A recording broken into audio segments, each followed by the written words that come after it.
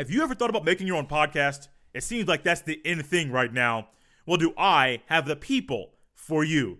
Anchor is a one-stop shop for recording, hosting, and distributing your podcast. Best of all, it's 100% free and extremely easy to use. And now, Anchor will match you with great sponsors who want to advertise on your podcast. That means you can get paid for podcasting right away. To get started, go to anchor.fm/start. Once again, that's anchor.fm/start. Welcome back, everybody, to another episode of the Jay Stevens Podcast. This is episode 7, and thank you for listening and downloading another episode of the show. This past Thursday was the NBA Draft. The NBA Draft, along with the NFL Draft, bring excitement to a lot of fans across America, a lot of fans across the world, but most importantly, it's not about the fans.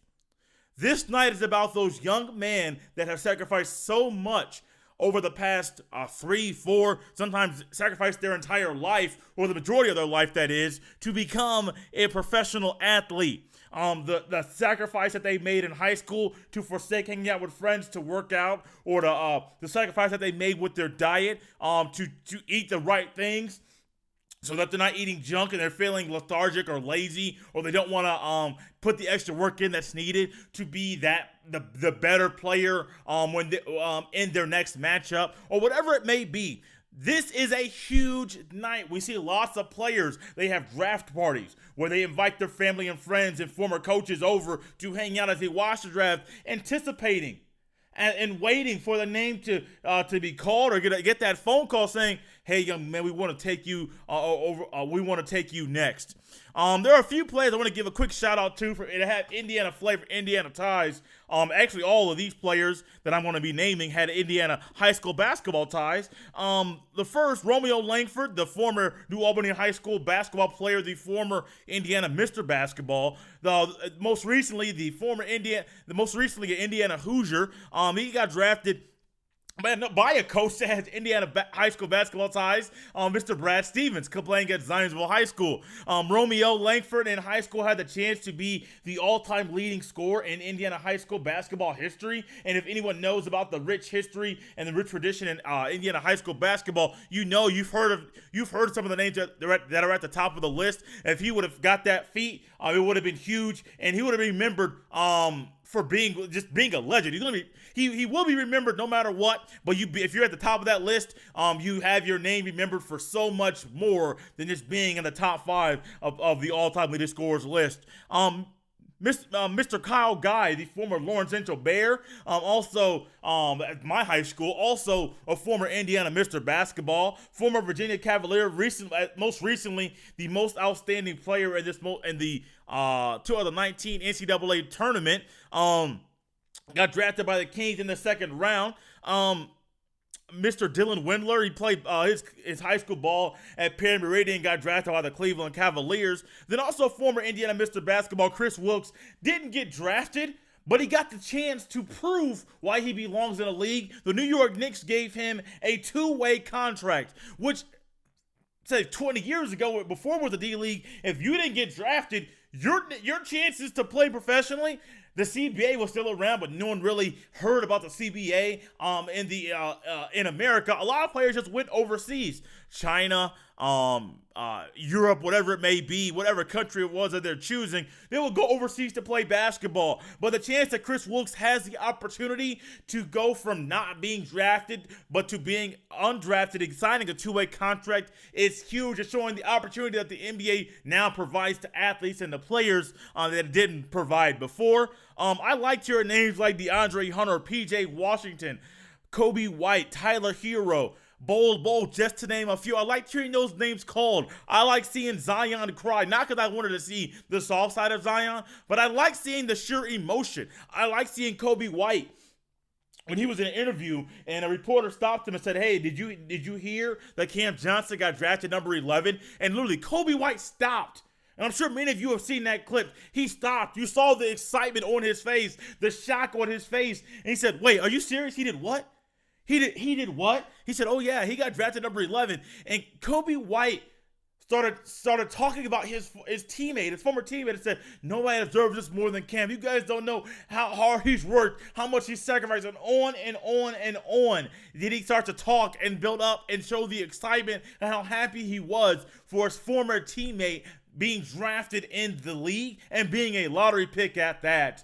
The draft is huge. Looking forward to the NBA free agency coming up. I still don't understand why the NBA has the NBA award show after the draft, when the draft is getting ready for the upcoming season, but the award show is looking back on the previous season. I still like the time when the NBA draft was, not the NBA draft, the NBA awards, especially the NBA MVP, was given to the player, presented to the player on his home court in the second round. That's if his team progressed past the first round in the NBA playoffs. I like that. I remember when Dirk Nowitzki, I remember when Allen Iverson, Dwayne Wade, LeBron James, Kobe Bryant, Shaquille O'Neal. I remember when those players got their league MVP and they were able to receive their trophy in front of their home fans. I like seeing that. I wish the NBA would go back to that time frame, but I think I like the NBA awards show better. It's more of a TV event, and the NBA wants to be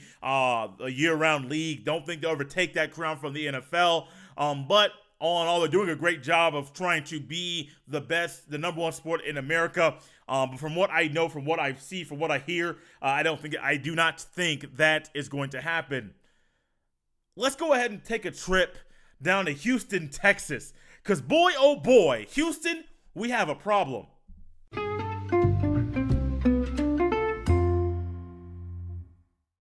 My, what is going on down in Houston?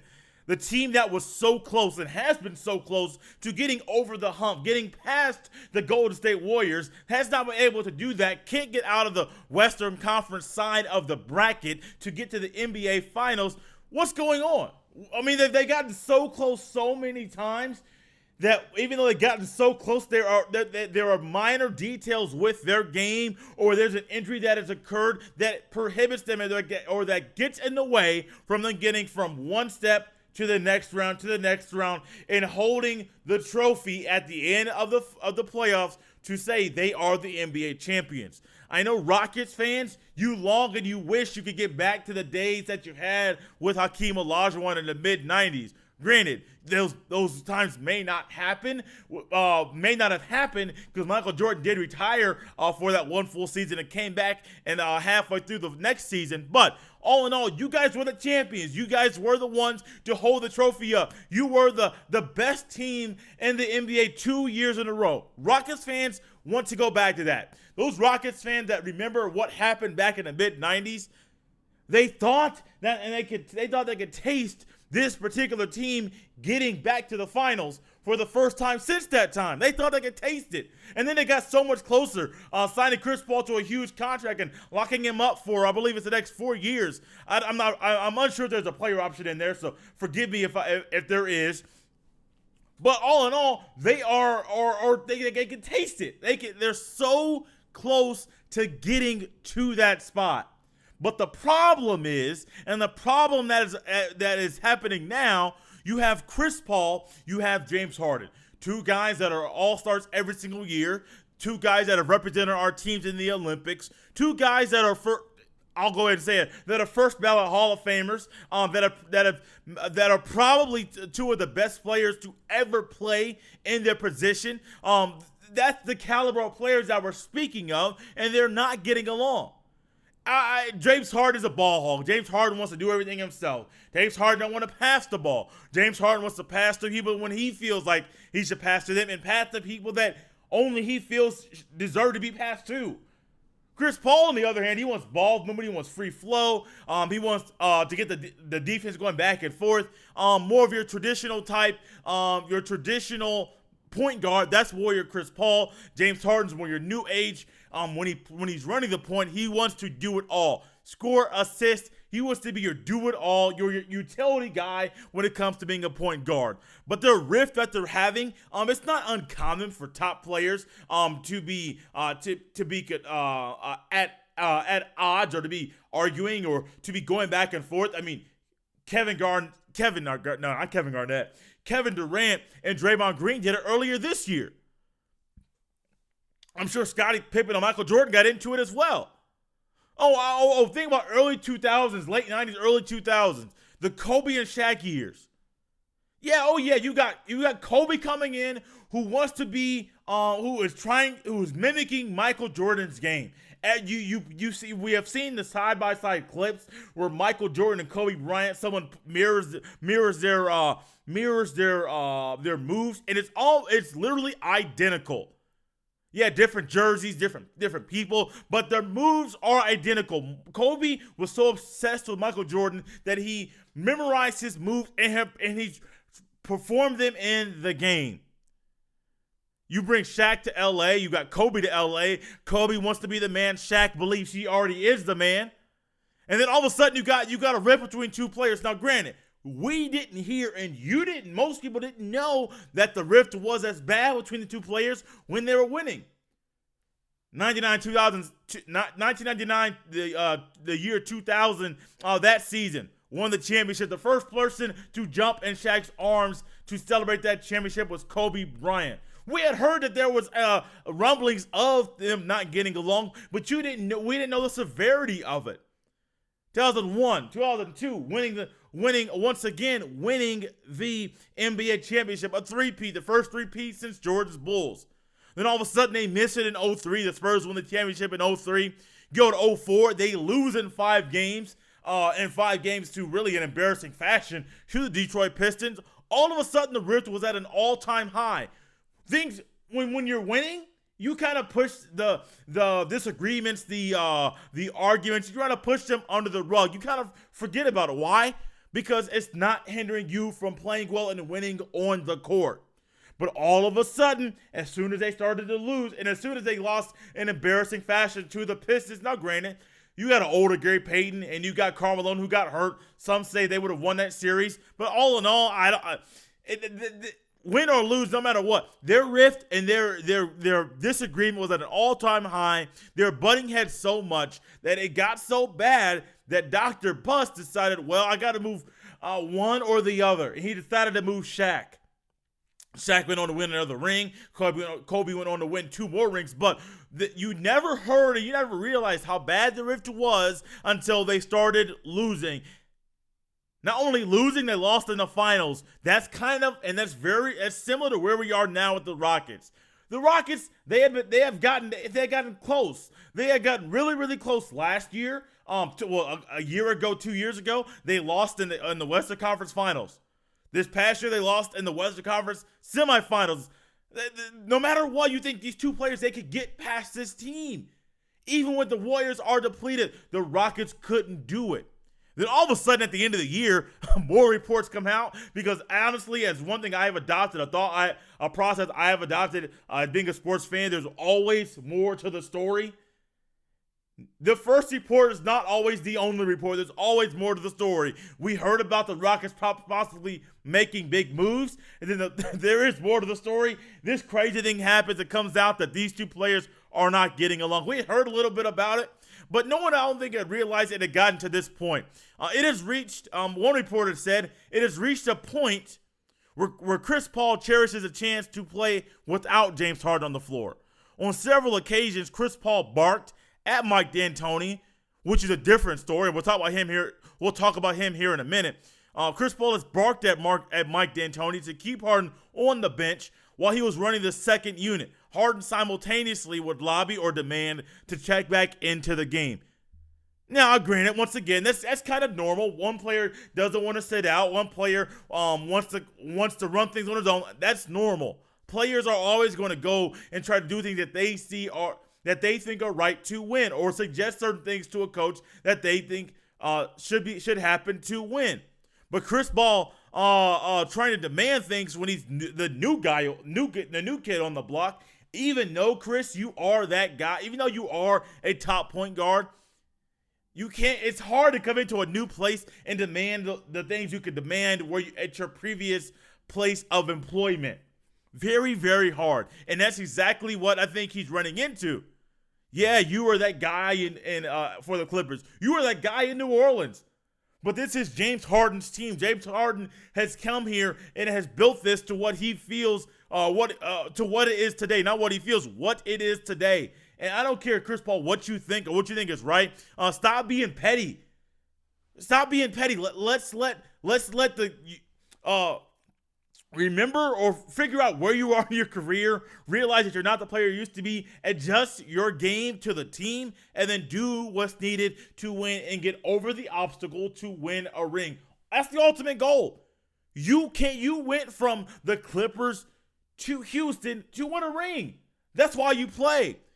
I mean, winning, yeah, money is nice, and we all want to make as much money as we can, but ultimately, winning a championship is the ultimate goal. And I feel like right now, Chris Paul may be the main problem right now in Houston. I'm also not a big fan of this Mike D'Antoni philosophy where you only want your players to shoot three-point shots and layups, forsaking the mid-range game. There are numerous players in NBA history that have made their home the mid-range game.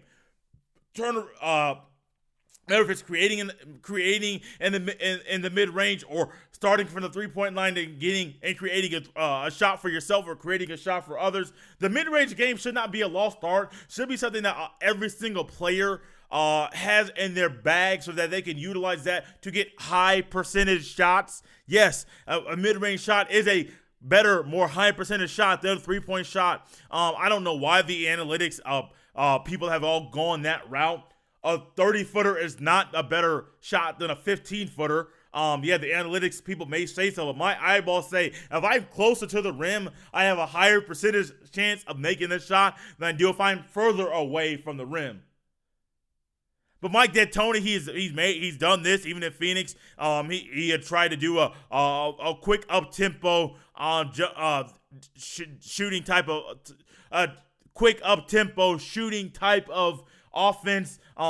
Didn't work then. It's not working now. I don't think he is the right coach for the team, but as long as he's still there, I'd be nice to see him change his philosophy. But I do know it's kind of hard to teach an old dog new tricks, and that's kind of what we're running into now with Chris Paul and also Mike D'Antoni. A few people that don't really want to change for anybody. I get that very, very well. Would love to see the Rockets get to win a championship. I think it'll be great for the city of Houston, be great for the state of Texas, be great for all the players, the ownership, everyone in the organization. But also, I don't know what's going to happen. I don't think that the Rockets know what to do to solve this problem. Would be nice for them to get a solution quick.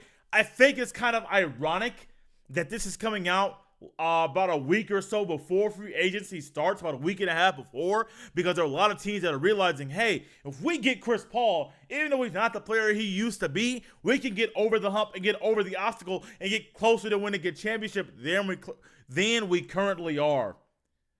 But man, James Harden, Chris Paul, Mike D'Antoni, you got Eric Gordon out there, a guy with Indiana ties, PJ Tucker. You got a lot of guys out there that have been there, Clint Capella, that are good players that mesh well together. They may need to make some moves. I do believe they need to make some moves to get over the hump, get past the obstacle. It may not be the Warriors next year as they have some injury issues. It may be someone else. But the Rockets, Houston, all you Rockets fans, I hope your team figures out what's going on to make some changes, because honestly, right now, it doesn't look good for you.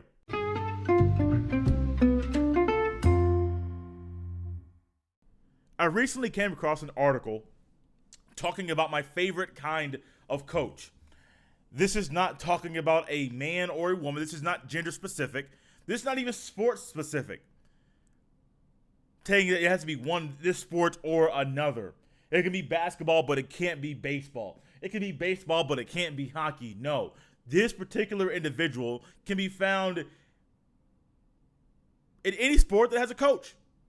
That's a simple way to put it. Any sport that has a coach, you can find this type of individual in it. It's called an old school coach. I recently came across an article, and the article is titled "Missing All the Old School Coaches." There's a picture of a football coach celebrating with his team after a big win. We've all been there where we have that one coach He's probably going to be your favorite coach, but he's always going to get on your case. He's not going to let even the smallest mistake go by, because the smallest mistake in practice could be the biggest mistake and lead to a loss in the game. This particular individual is one that is trying to be outlawed and pushed away in most schools, administrations, organizations, things like that. A lot of professional teams, they may try to get away from an old school coach, even though you're trying to get someone that wants to push your players push your players to the next level. A lot of players don't want to be pushed. They want to be soft. They want someone to coddle them. They don't want someone to get in their face and push them. A lot of people don't like that anymore. But unfortunately, the best coaches, those are the coaches that hold you accountable, that get in your face, that aren't afraid to let you know when you're wrong, when no one else will. They not only hold you to a higher standard, the writer also talks about how this type of coach instills accountability and discipline into each student athlete. Now, this article is geared more towards your high school or your you could tie this also into college as well, as they have administrations and athletic directors that are overseeing the different sports and are hiring the coaches to those particular positions. But this is the individual that even at a younger age, if you're say it's a little league, not afraid to yell at you when, say you don't run through first base, or you don't follow your shot, or you don't run through the tackle, or you try to catch the ball with one hand like Odell instead of catching the ball with two to secure that thing, and then turn up field, tuck, and then turn up field to get to the end zone. That's the kind of coach that I think more people need. Earlier in the NCAA tournament, a lot of people got on Coach Tom Izzo. No, I'm not going to go through the article and go line by line to go like a book report. No. But we will talk about little Izzo for a little bit. Earlier in the NCAA tournament, there was a play that Aaron Henry, one of his players, a freshman is playing, that's showing promise that he will be not only a very good player for Izzo, but also he'll be one of the best players, one of the top players in the Big Ten, a very good basketball conference. And Aaron Henry, another player, I did not try to center this particular podcast around players that played high school basketball in Indiana, but then now you may see how rich the history and how good the talent is in Indiana, as I'm about to talk about another one here pretty soon. Aaron Henry played his high school ball here in Indiana. I also got to watch him play quite a bit. Won a state title his junior year. Didn't win it his senior year, but he had a tough coach in high school, Mr. Coach James. And you would go to a game, see a guy wearing some cowboy boots, see him stumping on the court to get his players' attention, especially when he got mad. You think, man, what is this guy doing? Who is this old guy? Well, the way that he coached in practice, he translated that and transferred that to the game, and he was in his players' face. He didn't care. Any mistake, he was in your face about it. Yeah, he would praise you for the good times, for the good plays you made, but also he got in your face and he was going to hold you accountable for the mistakes you made as well. So Aaron Henry going to Michigan State to play his college ball, not only did he come from a coach, not only was he coached by a guy that was an in-your-face coach, he knew that he was going to be playing for a coach that was an in-your-face coach. And there are a lot of players and there are a lot of commentators that say Izzo is harder on his players in practice than he is in the game. Not only is practice more of a closed setting, you have reporters there reporting on things that happen in practice from time to time, but the game is a public place, and plus a coach knows he has to keep his calm, keep his composure. The players, especially younger players, collegiate athletes, they're looking to the coach for guidance during tough time. If the coach is freaking out, then those players as well, they have a chance to unravel and not have the head on straight during those tough times. So Coach Izzo, very, very hard on his players in practice. Very, very hard. Players like Draymond Green, I love Coach Izzo. Would love to play for him. Would love to back him in everything that he does. Aaron Henry in the tournament made a bad play. Didn't show all-out effort on one particular play. Izzo called a timeout, and then Izzo walked with a quick, swift approach to Aaron Henry. Put his hand on him. I believe he grabbed his jersey, got in his face. Then even in the timeout, Aaron Henry got more of Izzo barking at him and getting in his face once more. Oh my goodness, not only that night, but then the next day, there were so many people getting on Coach Izzo's case. Why would he do that? What's the man doing getting in his face, getting in his player's face like that and grabbing his jersey? Doesn't he know he could get fired for that? Doesn't he realize that that's not allowed today in college basketball or in sports at all? But you saw so many former Michigan State athletes and basketball players that played for Coach Izzo having his back and saying, no, I will ride for that man. And he's perfectly fine. Don't get on his case. He coached me hard like that too. I would love to have my kids coach under him. Now, this is not Coach Izzo is not your Bobby Knight. Bobby Knight was your extremist. He's that guy that many people saw on TV and heard of his coaching style and said, no, my son is not going to play for that man. I want someone who's going to hold my son accountable. It's going to be my son's face and be tough on him, be hard on him. But I don't want my son to play for a man that's as crazy and odd and as normal as Bob Knight. Also, there was a young man, one of Aaron Henry's former teammates. When people are going crazy about Izzo and him being in his face, one of Aaron Henry's former high school teammates says, y'all must not know who that man's high school coach was. I mean, there are high school players. You know, the ones that say that they're soft, the people that say that high school players, they don't want someone in their face. They don't want someone to yell at them and occasionally curse at them when things get tough, and when they make a bad read or don't cut at the right time or don't box out for. They don't want someone to get on their case for that. Oh no, y'all must not know, because Coach James, as I've seen him coach, and a lot of people that have seen high school basketball here in Indiana, they have seen him coach. He's in your face. He don't care who you are, doesn't care who your parents are. He is going to get in your face and coach you the same way he has coached so many players for so many years. Izzo is the same way. When I saw what happened to Aaron Henry, now granted, Coach Izzo probably could have taken in the timeout, he not getting in his face again. Maybe could have not grabbed his jersey, but I had nothing wrong with him going and getting on his player for not showing all out effort. I'm not worried about that at all. Because like I said, if you don't give all out effort, that is a chance for you to mess up the other team's scores, and your team has the chance and the ability to lose the game because you took literally one play off. The old school coach, my favorite kind of coach. If I were a coach, I think that'd be the kind of way that I would coach, because the old school coach cares as much about you on the court as he does about you off of the court. Before we get out of here, my goodness, I think a few weeks ago I talked about how fans should be reacting and should act in games.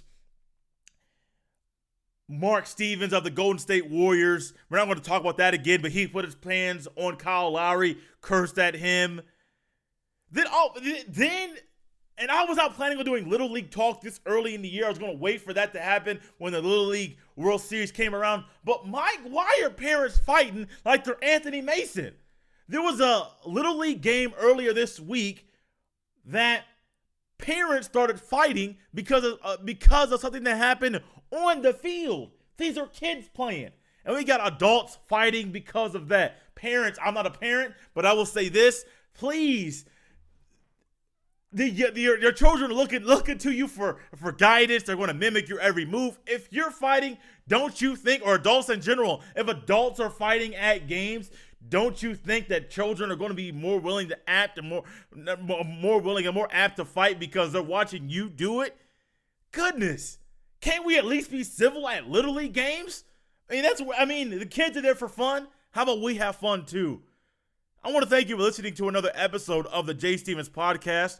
Remember to subscribe, rate, and review, so other people can enjoy the same podcast, and if you that you have enjoyed that you have enjoyed. Also,